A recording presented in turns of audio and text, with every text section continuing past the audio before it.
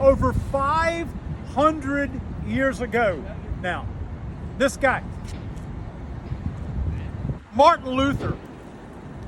Now, there's another famous statue here in town that I'm going to speak at soon. And that's Martin Luther King. He was a great guy. But we're not talking about Dr. Martin Luther King, who said, "I have a dream."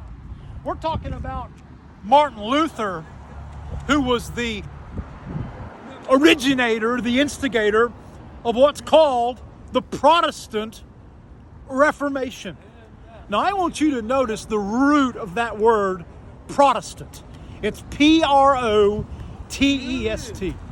protest.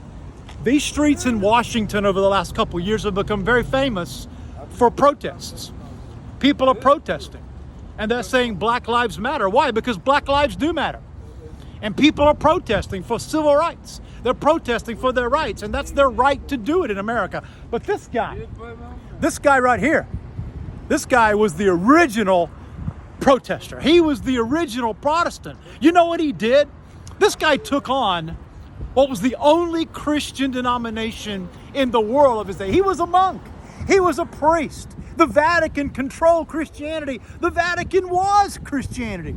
And these big churches in Washington, these big cathedrals and temple. I just shot last week from St. Patrick's Cathedral in New York. Well, this guy, because of indulgences, because of the ungodly doctrine of purgatory, because of the sacraments, because of transubstantiation, because of the sacrifice of the Mass, and specifically indulgences, this guy took on the organized religion of his day.